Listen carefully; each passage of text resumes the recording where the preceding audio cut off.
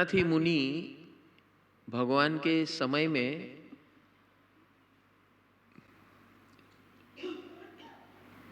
श्रेणिक राजा के राज्य में, श्रेणिक राजा के राज्य के बगीचे में मुनि स्वरूप बैठे थे। और जब श्रेणिक महाराजा ने पूछा भगवान को कि वैराग्य कैसे पैदा होता है, हमको तो अंदर से कोई वैराग्य जैसा होता नहीं है, इतने राजा लोग आए आपके पास, दीक्षा ली, ये हुआ, मैं आपका भक्त हूं, लेकिन मुझे कभी साधु बनने की इच्छा नहीं हुई है। तो भगवान ने कहा एक काम कर, तेरा जो राजमहल है उसके पीछे एक बगीचा है, वहां एक मुनि बैठे हैं, उसको जाके मिल के आ। अरे अभी मिल के आता हूं, उसमें है क्या? क्या उसको बहुत तकलीफ है क्या? हाँ बड़ी तकलीफ में है बेचारा, जरा मिल के आ जा। हाँ साहब, अभी अभी उनकी आगता स्वागता करते हैं, आपने बोला हम नहीं करें, हम तो आपके भक्त हैं। दौड़ा हो, बोले मेरे महल के पीछे जो बगीचा है उसमें बैठा है और मेरे को पता नहीं है। भगवान को तो ज्ञान में पता चल जाता है, मेरे किसी ने, सिपाही ने भी नहीं बताया कि ऐसे मुनि बैठे हैं। ऐसा कैसा हो सकता है? किसकी ड्यूटी वहां लगी थी? चलो उसको बुलाओ पहले, क्या कर रहे तू? अरे साहब मैं आपको 2 बार बोलने आया, आप बोले मैं भगवान को दर्शन करने के लिए जाता हूं, तो मैं चुप हो गया, मैं क्या बोलूं? वो तो 2 दिन से यहां बैठ आए हुए हैं और अपनी साधना कर रहे हैं, हमको कुछ डिस्टर्ब तो नहीं कर रहे। मुनि है, संत महात्मा है, तो हमने भी कुछ नहीं बोला आपको, क्या बोले? कोई चोर लफंगा होता तो आपको बताते कि ऐसा हुआ है, ये हुआ है। अपने मस्ती में बैठे हैं, आए हैं, और आप तो भगवान के भक्त हो, तो हम भी थोड़ी भक्ति करें इनकी, तो हम भी कुछ नहीं बोले। अरे जाओ जाओ जाओ जाओ, चलो मैं अभी, मेरे को ही करना पड़ेगा। जब गए, हे मुनिवर, भगवान ने भेजा है मुझको आपके पास, क्या तकलीफ हो गई आपको? क्या तकलीफ हो गई? नहीं, भगवान ने भेजा है, बोले आप आपसे बात करने के लिए। क्यों ऐसा क्यों बोला? तो मैंने भगवान को सवाल पूछा कि मेरे अंदर वैराग्य नहीं आता है, मैं भगवान का बड़ा भक्त हूं और मैं यहां का शहंशाह हूं, राजा हूं, राजाधिराज हूं, और आप मेरे राज्य में आए, मेरे महल के बगीचे में बैठे हो, और मुझे मालूम नहीं है आप कितने दुखी हो। लगते तो बहुत तेजस्वी हो, लेकिन आप मुनिवेश में, आपको मुनिवेश क्यों ग्रहण करना पड़ा?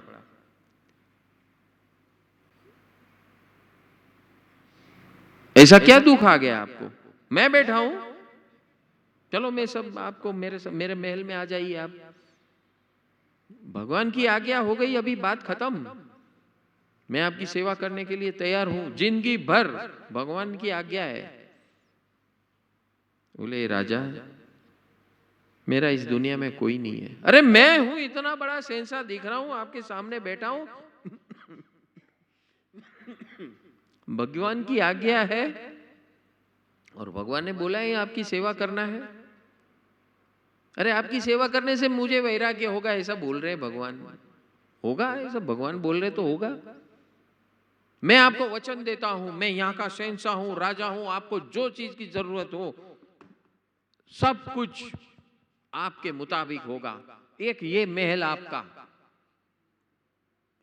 और आपको जितने नौकर चाकर दासियां दास ये सब चाहिए, सब फैसिलिटी मेरी, उनको सबको मेरा आदेश दे देता हूं, आपकी सेवा करें। नहीं, मैं जहां हूं सही हूं। क्या हुआ? कोई बहुत बड़ा दुख आ गया क्या आपको? फिर दिन भर लगे रहे श्रेणिक राजा। बोले यार, अभी भगवान, वापस मैं भगवान के पास जाऊंगा तो पूछेंगे क्या किया तूने। और मेरे सवाल का जवाब मिला कि नहीं वो भी पूछेंगे, तो मैं भगवान के पास जाके करूं क्या? अभी तो इनके पीछे दिन भर लगे रहे, कुछ तो बोल, कुछ तो बोल, ऐसा बोल, तैसा बोल। भगवान, वो मुनि बोल रहे, मैं क्या बोलूं, क्या बोलूं? बोले मैं इधर इधर का धनी हूं, धनी, मालिक हूं, मालिक। मेरे राज्य में मैं जो चाहूं वैसा ही होगा। आप बोलो आपको क्या चाहिए, कितने महल चाहिए? एक नहीं, चलो मैं राज्य दे देता हूं, मेरे अंडर में जितने राज्य है उसमें से आधा तुम्हारा। अरे नहीं, मुझे नहीं चाहिए। बोले आप हर बात में ना बोल रहे हो, मैं आपसे वैराग्य सीखने आया हूं, कुछ दूंगा तो आप मेरे को विद्या दोगे, नहीं तो मैं कैसे विद्या पाऊंगा?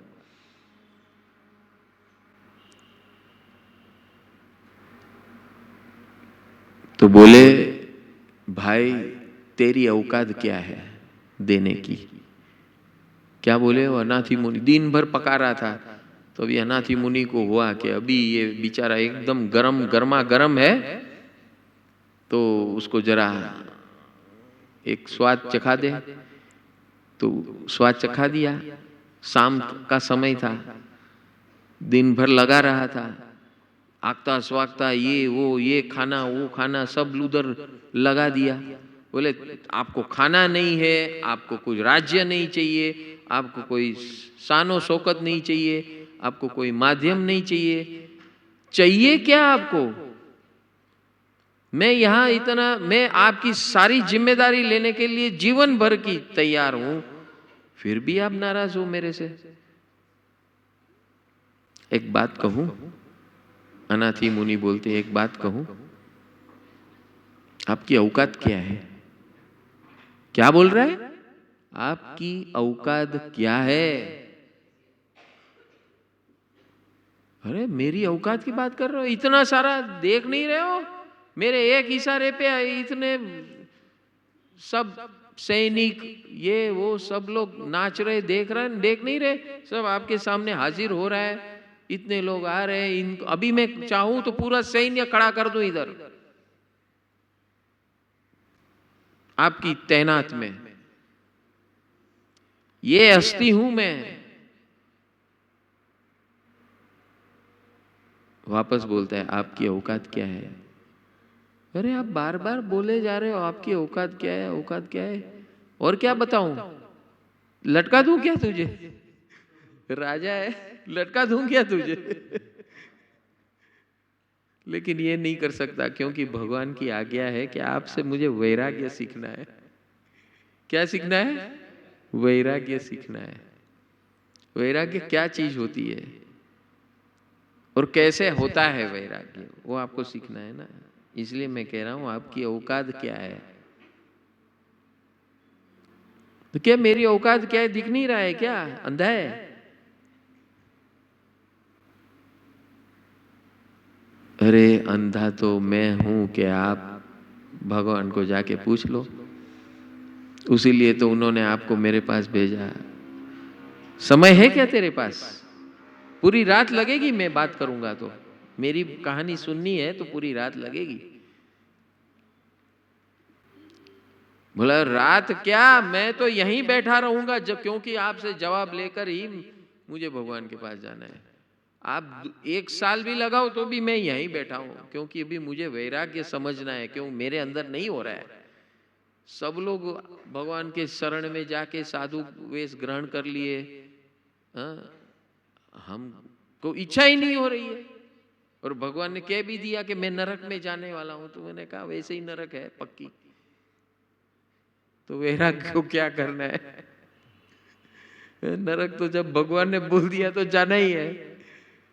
फिर भी उन्होंने कहा है मेरे हित में समझना, तो मैं समझने के लिए आया हूं आपके पास। भगवान ये नहीं चाहते वो खुद कहे हो, आप मुझे कहा आपके पास से समझना है। भगवान को आपके अंदर क्या दिख गया मालूम नहीं है, लेकिन उन्होंने कहा है तो होगा कुछ। दिखते तो भिखारी के जैसे, क्या बोलता है राजा? दिखते तो नंगा फकीर हो आप, अंग पे कपड़े नहीं है, रूप सौंदर्य बहुत जोरदार है, कोई बड़ा धोखा खाया लगता है।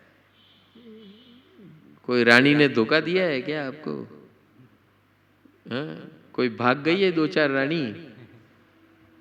क्या हो गया ऐसा? अरे बहुत सारी रानियां हैं, आपको हम दे देंगे या शादी करा देंगे और 2-4 से। भला अब मैं तू बहुत उलझ रहा है, बेताब हो रहा है, तुझे मैं अपनी कहानी बताता हूं कि मैं फकीर हूं। मैं भी तेरे जैसा शहंशाह था, बिल्कुल तेरे जैसा था और तेरे जैसा ही रोग था मेरा भी। तब मुझे एक महात्मा ने बोला था कि जब तुझे कुछ बहुत बड़ा रोग होने वाला है, उस समय मैं जो ये बता रहा हूं रास्ता तुझे, तो ही तू बच सकेगा। और उन्होंने कहा कि जिस समय मुझे जो वो रोग उन्होंने बताया वो हुआ, तब मैंने उनकी वाणी को याद किया। उन्होंने ये कहा था कि जब भी तू बीमार पड़े, जानलेवा बीमारी तुझे हो, वेदना असह्य बने, तुझे जो भी देश विदेश में से जितने भी वैद्य दवाएं वगैरह इंतजाम करना है करके देख लेना, आजमा लेना, लेकिन ये कोई तुझे बचा नहीं पाएगा। मैं आपको ये ज्ञान मंत्र देता हूं, वो ज्ञान मंत्र का स्मरण करोगे तो आप 3 दिन में आपकी व्याधि दूर हो जाएगी। तो मैं भी चंगित रह गया, मैं भी आपके जैसा ही झिल मिला रहा था। मैं भी ऐसा ही बोल रहा था कि मेरे राज्य में तक्षशिला का मैं राजा था और आपकी जो ये शान शौकत है उससे 10 गुनी थी मेरे पास। 10-10 आपके पास तो दासियां आपकी सेवा करती, मेरे पास तो रानियां सेवा करती थी। जिस दिशा में मेरी उंगली चले उस दिशा से वो रानी आके मेरी सेवा में लग जाए,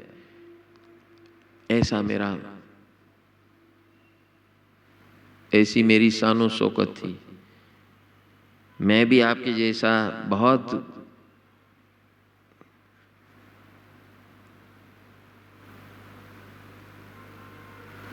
अभिमानी था, मुझे गर्व था, सब पे गर्व था, मेरे राज्य पे, मेरे मंत्रियों पर, मेरी शानो शौकत पर, मेरी रानियों की सेवा के ऊपर मैं पूरा मोहित हो चुका था। संत महात्मा आए थे, हमारे यहाँ रुके थे महल में, एक ही दिन रुके थे और बड़ा मंत्र दे के गए थे। बोले जब तू बीमार होने वाला है, जानलेवा बीमारी होने वाली है, और उस समय अगर कोई तुझे न बचा सके तो ये मेरा मंत्र है, उसका स्मरण करना और फिर अपने आप को समर्पित कर देना। 3 दिन में तेरा जो भी है बीमारी खत्म हो जाएगा।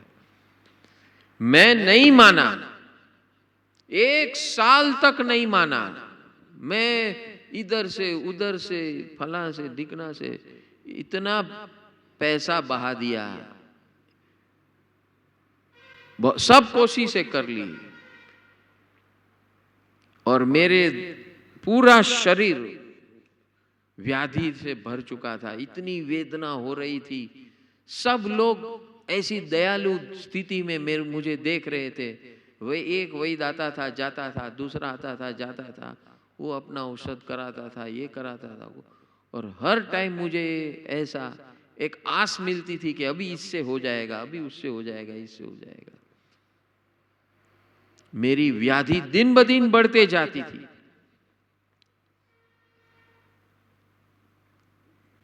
कोई भी ये कहने के लिए भी तैयार नहीं था कि चलो मैं थोड़ी तेरी व्याधि में ले लूं। तेरी बीमारी मैं शेयर कर लूं, ऐसा किसी ने नहीं कहा। सब मुझे सहलाने की कोशिश करते थे। किसी ने ये नहीं कहा कि तेरी वेदना बीमारी मैं ले लूं। उस संत ने यही कहा था कि जब तू बीमार पड़ेगा तब तुझे पता चलेगा मैं क्या बोल रहा हूं। 1 साल तक मैं लड़ता रहा अपनी व्याधि के साथ। मेरे पास रास्ता था लेकिन मैंने नहीं सुना वो रास्ता। मुझे अपने राज्य पे, अपने राजा होने पर गर्व था कि इस दुनिया की कोई भी औषध मेरे चरणों में है। मैं जो चाहूंगा वो मंगा सकता हूं और अपने इलाज करा सकता हूं। नहीं हुआ।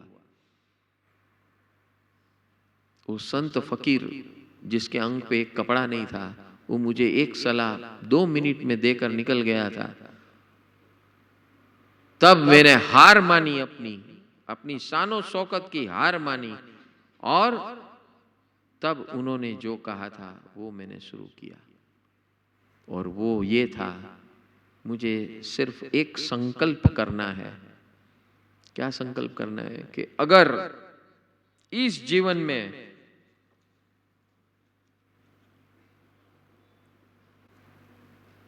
मेरा आरोग्य, शरीर का आरोग्य सही होता है आपके नाम स्मरण से, पंच परमेष्टि के नाम स्मरण से, तो मैं इस राज्य को और मेरे सारे परिवारजनों को हमेशा के लिए मैं छोड़ दूंगा। क्योंकि सबका मैं शरण लेकर ट्राई कर लिया हूं, किसी ने मुझे, कोई भी मुझे बचा नहीं सका। न मेरी पत्नियां, मेरी रानियां, मेरे वैद्य, राज वैद्य, न मेरे सगे संबंधी, न कोई आजू बाजू के राजा, मित्र राजा, कोई मुझे बचा नहीं सका। तब मैंने जाकर मेरे गर्व को झुकाकर, अभिमान को झुकाकर पंच परमेष्टि के शरण में मैं आया और मैंने संकल्प, दृढ़ संकल्प किया कि अगर आपकी शक्ति जो महात्मा ने बताई है अगर वो सही है, तो मैं निर्णय लेता हूं कि मैं मेरा जीवन हमेशा के लिए आपके चरणों में बिताऊंगा। राज दरबार जो भी है, जो मुझे बचा नहीं सका, कोई मेरा नहीं है। मैं सिर्फ और सिर्फ आपके बताए हुए रास्ते का शरण ग्रहण करूंगा। सारा घर परिवार छोड़कर आपके चरणों में मैं बैठूंगा और आप जैसे चलाओगे वैसे मैं चलूंगा। ऐसा जैसा मैंने निर्णय लिया, मेरी व्याधि के अंदर फर्क पड़ने लगा। 24 घंटे में फर्क पड़ने लगा और 3 दिन में मैं वेदना मुक्त हो गया। और जैसे मैं वेदना मुक्त हो गया, वही लोग सब आ गए वापस। मुझे बहलाने लगे, फुसलाने लगे, सहलाने लगे, ये करने लगे, वो करने लगे। मैंने सबका हाथ जोड़कर कह दिया, जगत में अगर शरण है तो मात्र पंच परमेष्टि है, जिसके नाम स्मरण से मेरी सारी आदि व्याधि और वेदना समाप्त हो गई। इससे बड़ा शरण इस जगत में कुछ हो नहीं सकता। और उस दिन से लेकर आज तक 1 साल हुआ है मुझे मेरे राज्य को छोड़कर। बड़े आनंद में हूं। बड़ी, अगर आपको भी ऐसा सुख पाना है, इस प्रकार का सुख पाना है जो भगवान ने बताया है, वैराग्य यानी सुख पाने की दवाई है, औषध है। जब तक हम इस संसार के गृहस्थी के जो भी निमित्त है उसको पकड़ के बैठ जाते हैं, तब तक वेदना निश्चित है। मेरा भाग्य बहुत बलवान था, इसीलिए जब तक मैं नहीं समझा तब तक वो वेदना ने मुझे समझाया। आपको वेदना नहीं हो रही है, इसीलिए वैराग्य नहीं हो रहा है। लेकिन मैं आपको बताता हूं, वो संत ने मेरा भविष्य बोला, आज मैं आपका भविष्य कह रहा हूं। आपका ही बेटा आपको नजर कैद करेगा, आपको मारने आएगा, रोज मारेगा, आपका ही बेटा। और आपका गुनाह इतना ही है कि आप उसको कचरा पेटी में से उठा कर लेके आए, उसको नया जीवन दिया। ये आपका गुनाह है, और वही आपको वैराग्य का स्वरूप बता के जाएगा। मैं क्या बताऊं। और उस समय वही भगवान महावीर की जो बात है, अभी से अभ्यास करना शुरू कर दो, अपने आप वैराग्य प्रकट हो जाएगा। अपने आप आपको सारी दुनिया बेफिजुल की लगेगी। उसका मतलब ये, मैं आपको ये नहीं कह रहा हूं कि आप राज दरबार छोड़ दो मेरे जैसे, लेकिन आपको वैराग्य का स्वरूप तभी पता चलेगा जब वेदना आपकी शुरू होगी। और ये आपके साथ घटना होने वाली है, आज नहीं तो कल। तो तैयारी आज से शुरू कर दो। और भगवान ने जो बताया आपको कि आप नरक में जाने वाले हो, वो तीसरी नरक की बात की है।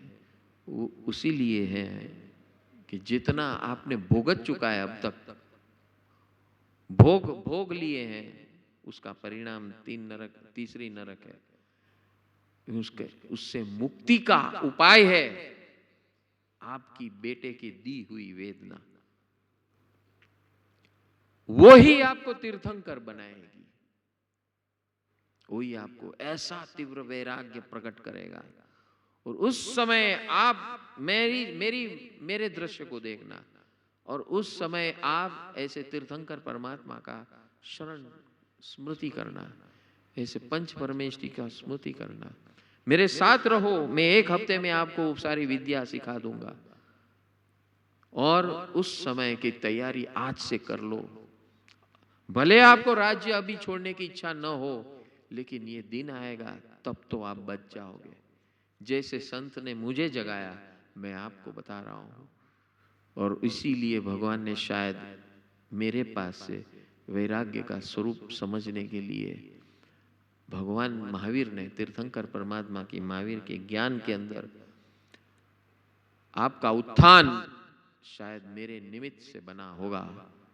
और मैं ऐसे पंच परमेष्टि को नमस्कार करता हूँ, अपने आप को समर्पित करता हूँ, और बार बार करता हूँ, लगातार करता हूँ, हर क्षण करता हूँ, हर सांस में करता हूँ।